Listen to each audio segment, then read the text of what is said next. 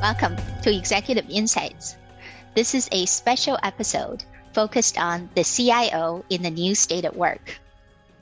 The world is rapidly changing, and the future of work has already arrived, and it's ever evolving.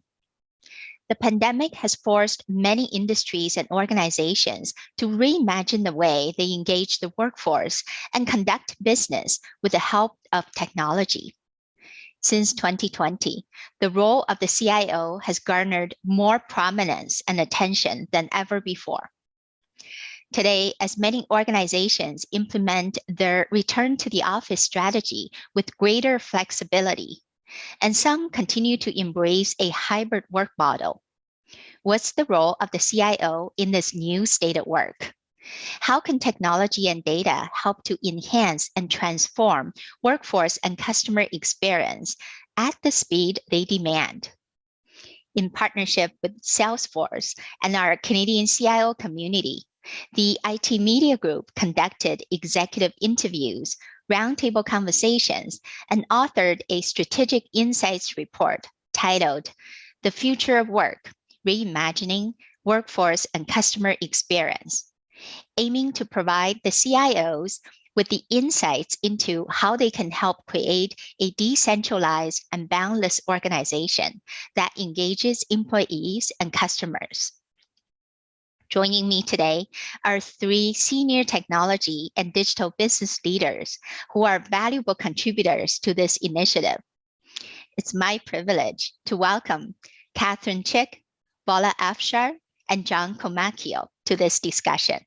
Catherine Chick is the Senior Vice President of IT with Canada Goose, providing strategic direction for IT to support business growth and operations.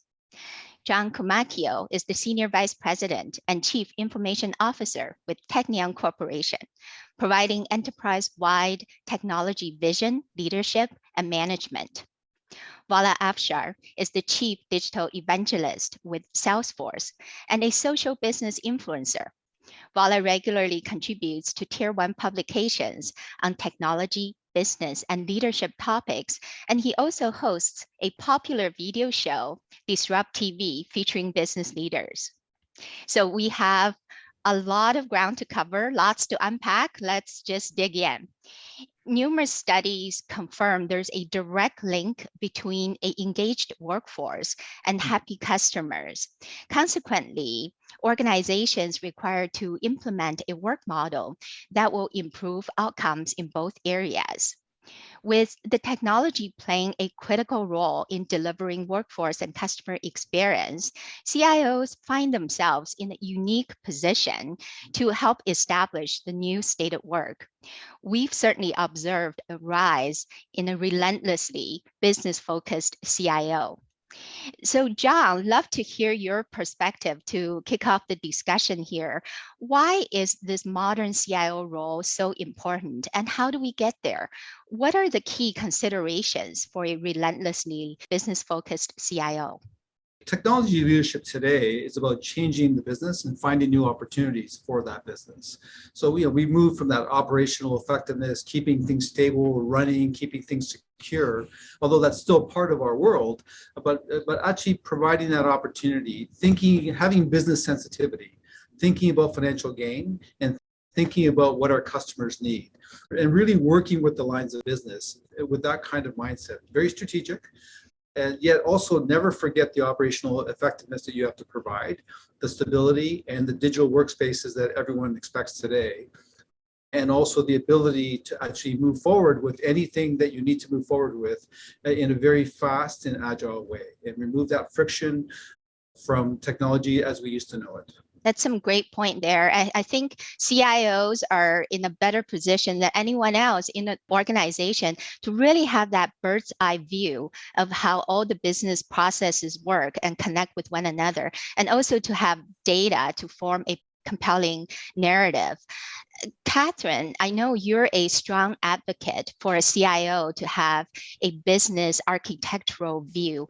Why is this critical, and how are you taking this approach to drive outcomes at Canada Goose? Having that strategic view as a CIO It's the same thing in the technical architecture, that a strong architecture is core to both operations and innovation.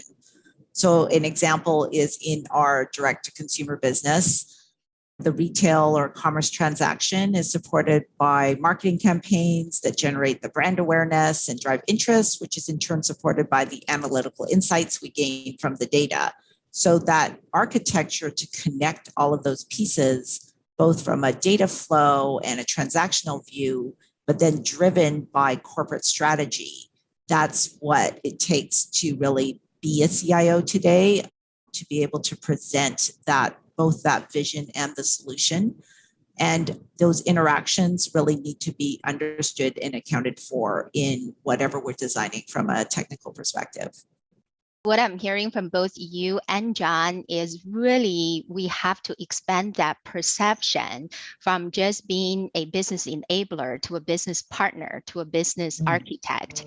And you just give a perfect example of how taking a strategic business and architecture focus allows the CIO to provide objective views of an organization's ability to deliver the desired outcome. We obviously live in a digital everything world, and sometimes people confuse digital with digital transformation. And digital doesn't necessarily mean transformation.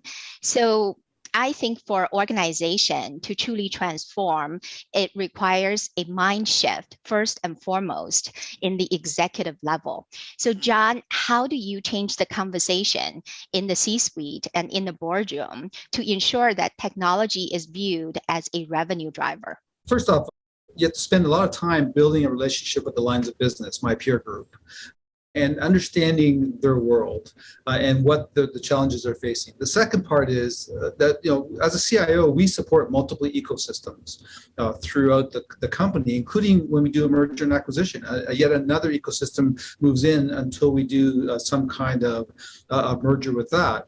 And sometimes the line of business doesn't necessarily understand clearly what happens upstream and downstream and what the cause and effect. We can bring that knowledge to them and help them understand that piece of it. We can also help them with the business case and look at what you're improving. Not only will improve what your group is doing, but also possibly upstream or downstream as well. I think that which is a very important piece, because the business case now involves spending lots of money if you're buying something in the digital realm, which goes beyond what we typically do. The other thing is really to highlight process. We all know digital transformation is really reviewing, augmenting, and adding new processes that happen to be supported by technology. And we are very process driven in our world, and we understand the flow of the process and the flow of that data. We can bring that to their attention. And sometimes the solution is not a technology solution. It's actually a process change or process improvement. And I think having that kind of business partnership and being that kind of business sensitivity for their group, it really helps build that relationship, and they see us as a strategic partner. Some really great know-hows. And, when we think about digital transformation, obviously it involves people, process, and technology. And the key benefits from digital transformation often land in these three areas: improving operational excellence, uncovering new business models and discovering new business opportunities, and transforming customer experience. But since the pandemic, the experience piece has expanded to also include workforce experience, and it's all encompassing. So Vala, I'd love to get your perspective. How is digital driving the workforce and customer experience since the pandemic? And specifically, how is Canada doing? What John said, adding new software to a broken process is really no value. So it's really important to understand the process and opportunities to innovate.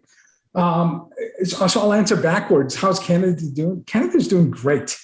Canada is a role model for the rest of the world. There's a number of things that Canada has going for it. It's it's the most educated country in the world. 59% of adults between 25 and 64 have a college degree. So most educated. It's the most connected, one of the most connected countries in the world. I think 92% have internet connectivity. In the US, it's only 88%. So educated, connected, so that's great.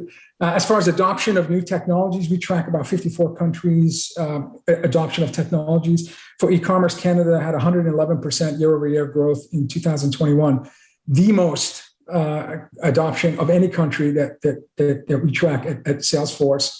And also, as of this year, Canada is the number one destination spot for immigrant talent and workers, displacing US as the number one spot. So there's clearly, the world's noticing how Canada has adapted during the pandemic and is really welcoming and has an incredible innovative culture and spirit. Now, having said that, we did have a global survey of comfort in terms of digital skill set. And this was, 19 country research, 20 some odd thousand respondents.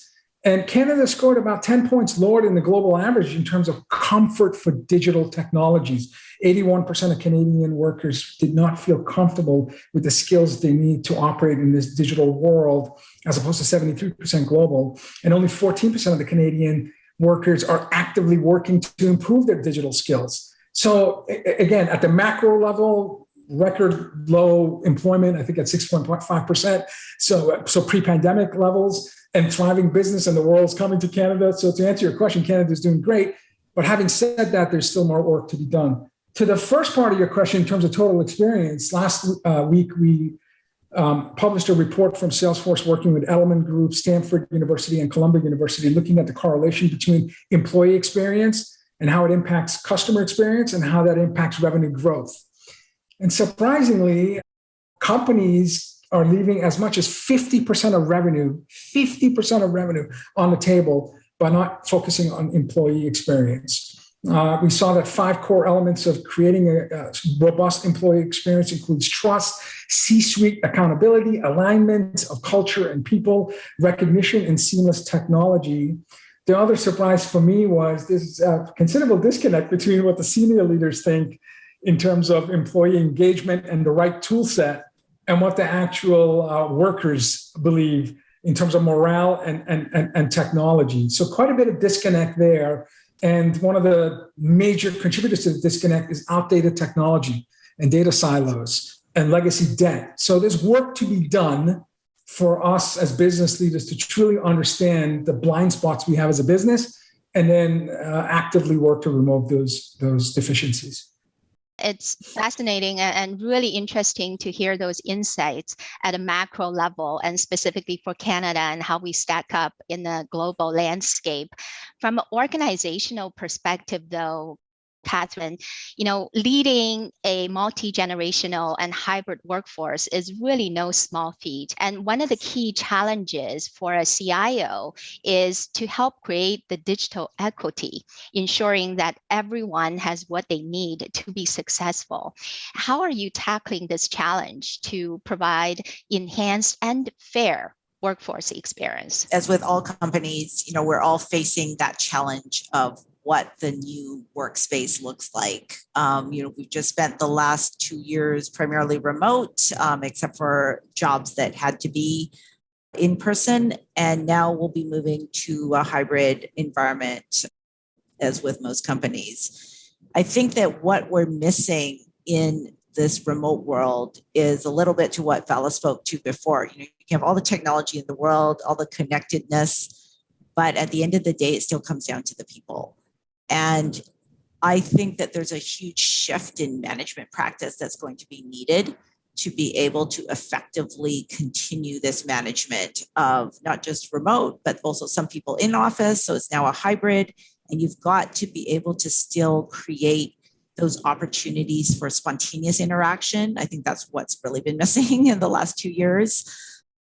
And then those interactions, I think, are undervalued in how that impacts people's career development and progression.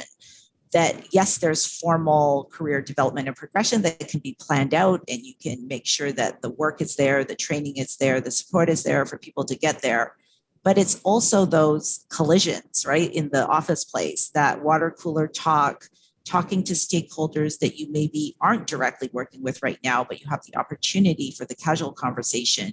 And those open up possibilities that wouldn't be there in a formal plan.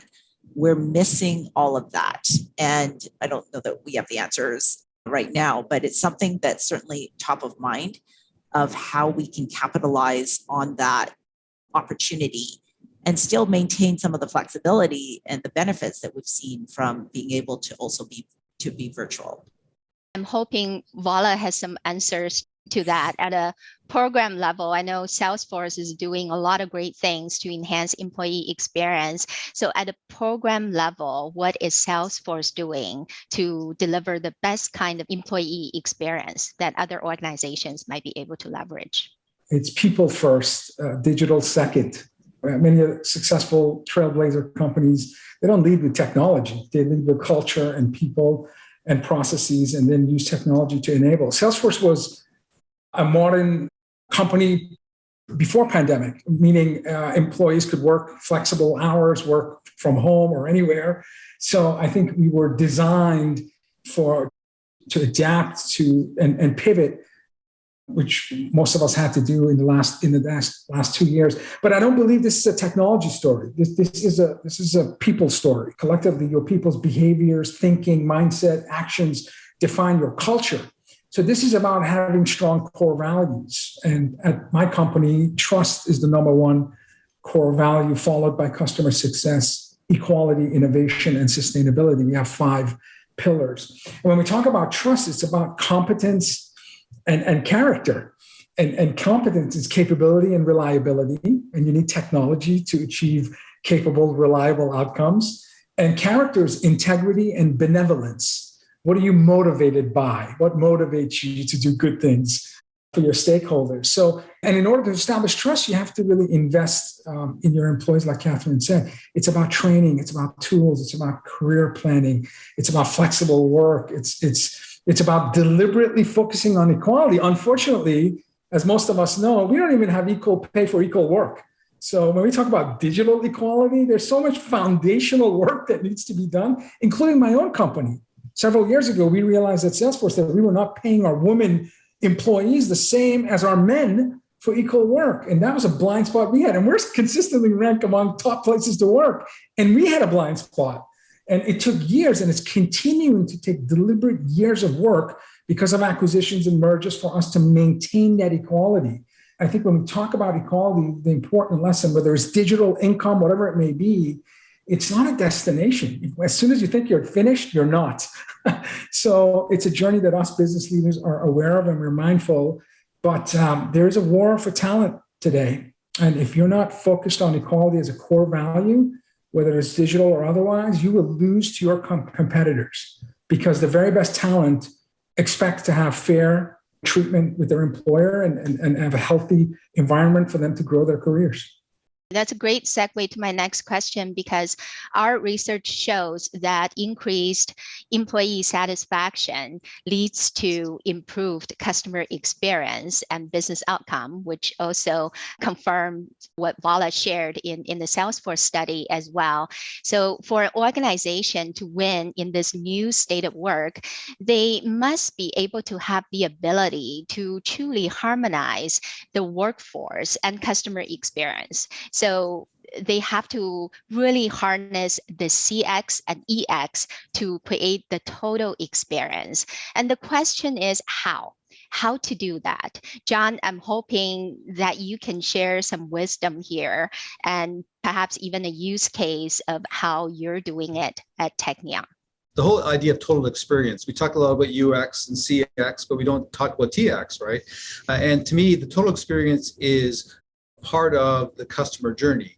So as we began digitizing our customer journey many years ago, and the pandemic actually helped us move to advanced digital around commerce engines, including the normal way we actually take orders for our products, and we're digitizing that. We started really looking at the end of the day, someone actually talks to someone about their order, and someone has to have a change order for that order. So how do we make sure that the digitized customer experience rolls into the digitized employee experience so that things are done very efficiently and effectively? And so if someone talks to someone, it's actually to help them solve an action item that they have, not something they could have done themselves. and sort of put everyone on the same playing field and provide the view of the order equal to both individuals. And whatever transactions we do and whatever changes we make, everyone's looking at the digital journey together. And the difference is the employee experience has a lot more data available to them. They see downstream what's going on around the supply chain, manufacturing, shipping, et cetera. And the customer is just looking for dates and the right product. So allowing everyone to look at the same things, talk about the same things, stops all that ineffectiveness and that difficult discussion about, well, where's this and where's that, right? We've all had that experience when trying to call a company that we've dealt with before. So I think that's one big part. The other part is to actually leveraging other technologies that we use elsewhere. So for example, we use Salesforce communities, but our sales people use Salesforce communities. So we moved it into the use by the actual customer service area because now they know what's going on, right? And they're interacting with the communities that are interacting with us. Not that they're changing or not that they're hunting for anything, but they're actually seeing what's going on and providing more information that they typically wouldn't come in a digital form, which is really important for us, right? And then speed. Speed is the essence of the digital journey. So for example, we use MuleSoft to transact with customers and to punch in and out of other distributors and other of our suppliers, but we don't necessarily do that effectively with the people dealing with them. So again, to provide them visibility to that data and access to that data. And most times it's only when they need it. They don't always need it, but when they want it, it's there, they can self-serve. So I think making that experience, and then of course, layering everyone with the right workspace technology.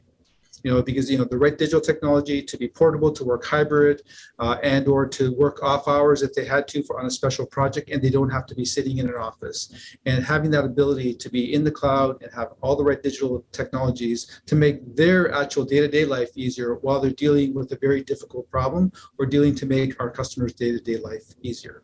There's so much great nuggets there to absorb, but I wanted to kind of drill in a little bit on the data piece because that's really one of the core fundamental enabler. And every time I've had a conversation with a CIO, everyone understands and appreciates that data is the new currency of the business, but it takes a village to implement change. So Catherine, what are your key strategies for fostering a data-driven culture? We have this onslaught of business intelligence tooling that's out there and the amount of investment that companies are spending in gathering and managing data. It can be overwhelming.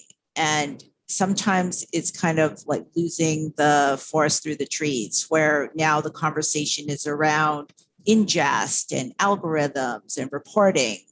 And I always come back to the essential question of what is the outcome that you're looking for?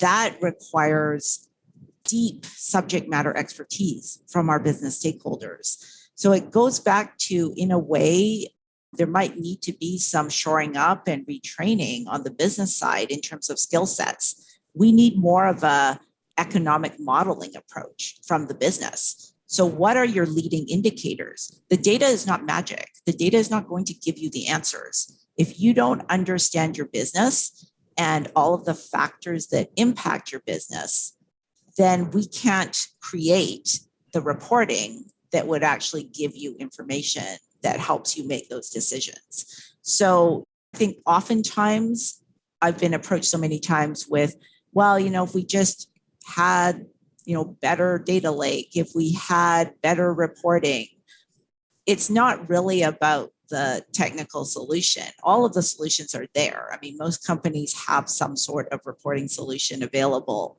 It's, have you captured the right data? Do you understand your data? And do you know how to use your data? All of those are actually not technical questions. Those are all business questions. So the data-driven culture starts with the business. And I think as CIOs, our job is to explain that and help them walk through that. But we're not going to have the answers for them. I mean, it'll be impossible for a CIO to know all the key metrics of every aspect of the business. Otherwise, well, I guess maybe there are some out there and they maybe should be CEOs. But, each area of the business really has to have their own subject matter expertise to contribute to this data culture. having a data aware and data centric culture is very important. And ultimately, it's all about what would you like to do with data? What outcomes are you trying to achieve there? So having a data-driven culture is really half of the battle. The other half, especially for a CIO, is how to realize the strategic value of data. I think many organizations or CIOs are wrestling around that question. So, John, do you have any insights? I think, as a CIO, you have to carry the mantra that we have to begin moving for making decisions not based on hindsight, but based with foresight. And data can help us make decisions with foresight. And we have all this rich data that is all through our ecosystems that can all be easily normalized and can be extracted from the business side itself based on how they want to view it. But part of the plan is what's our data maturity level, and how do we increase data literacy? And how do we increase and mature on our capability of actually leveraging that data and making decisions? That doesn't happen overnight. And Catherine touched on a lot of that. A lot of individuals don't understand truly what the data means other than in their own ecosystem. So, data works best across ecosystems, and building that data literacy, I think, is something to start immediately. And then as you bring in tools to extract that data and start looking at AI for foresight, you have to be able to actually understand that and discern what it's meaning. And we cannot underestimate, the need for data scientists, but a data scientist does not make every decision. So the individual in a department division has to be capable, has to have the literacy to make those decisions and be able to extract that. And then, of course, the other great benefit that we have from a CIO perspective is I don't have to do all this reporting. That wastes a lot of time, right? And even though we let people self-serve reporting, they always come back the traditional way and want reporting. And I'm thinking you have access to everything. So everything is self-serve. And just build up that data literacy. We have a big part in helping to participate because we understand the horizontal view through all the vertical ecosystems that we have as CIOs. So foresight versus hindsight. I'm going to steal that. Very well said. And Vala, do you have anything to add to that? Unfortunately, as the late Harvard business professor Clay Christensen said, all the data we have is from the past. We have no data about the next minute or tomorrow or next year. And data also has a shelf life. If it sits there unused over time, much of it can expire and have no value to your business. So trailblazer CIOs understand the urgency in terms of data maturity. And at the end of the day, I think regardless of line of business, regardless of your position in the organization, you're really trying to answer 4 questions. And how you answer these questions define your maturity level in terms of use of data and analytics. The first is, what happened in the past?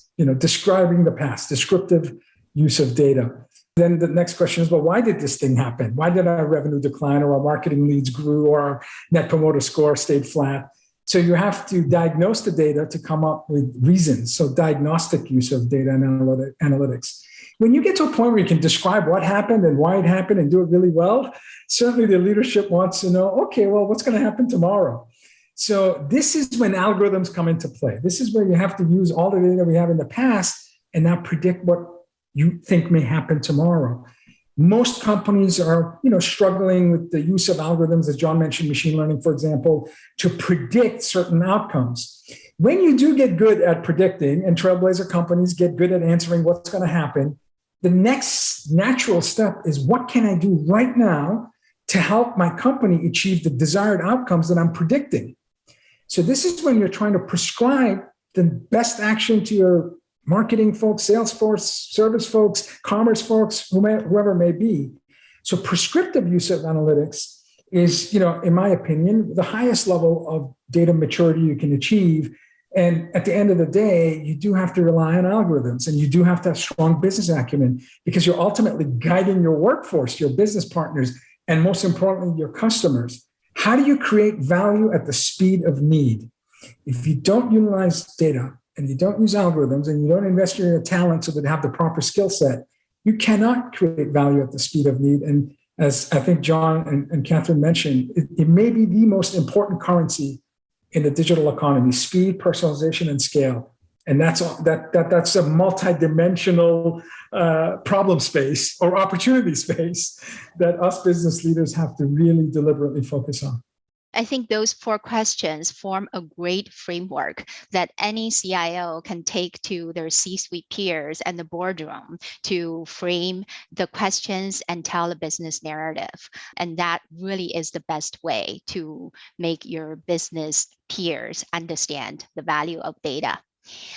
So we've covered a lot of interesting topics already. And when we're talking about being digital first, people-centric, and data-driven, as a CIO, where would you prioritize your investments? I think as we mentioned earlier, I mean, to me, it is people first.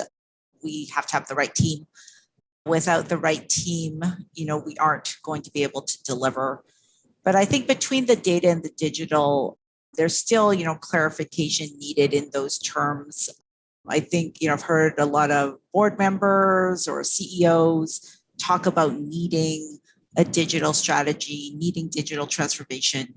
But if you look at it, I mean, that is what we've been doing in technology for the last decade.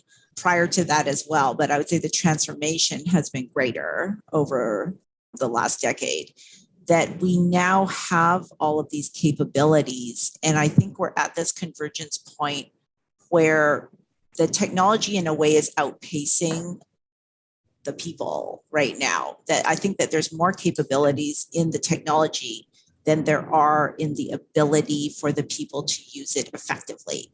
So right now, I would say for me personally, it's about catching the people up. It's not about, robots taking over the world. There's always going to be people, but the people have to be smarter than the technology. And technology at the end of the day is a tool set. It's not meant to take over, even with all the machine learning and AI, I don't think in our lifetime anyway, that the technology is ever going to replace a human decision maker. But it's how effective can we be in taking advantage of that? And I think we have a long way to go. That's a great viewpoint, catching up people to technology. John, weigh in here. Great points, Catherine. And what I would add, though, is that digital first would be my personal lead, because digital first innovates, it removes friction. It, in essence, provides access to data you might not have had or tools that you might not have had. And it provides the need, as Vala mentioned, right? The need is what they have, and digital first can fulfill that need if you layer the right technologies in. And of course, it also creates that level of innovation that people are wanting, right? And not only to drive your business forward, but also to really encapsulate your employees and make them feel that we are really moving fast here. So I think that digital first mantra and driving it, through the innovation piece and making change, and not change for the sake of change, but change to add value, remove friction, and increase customer experience and customer service. And I think that to me is the key. And although it's happening fast, and maybe we're not consuming 100% of all the digital first tools, but I monitor them, and on a steady basis, we're consuming more and more of them, and the new generation coming in consumes them instantly because they have no patience to wait, and their expectations are much different. So they're actually driving the consumption of digital first, which makes everyone around them better, and the people around them who are trying to get better are driving the knowledge of the company, the processes of the company, and how the company works. So I think it's just really a perfect storm right now.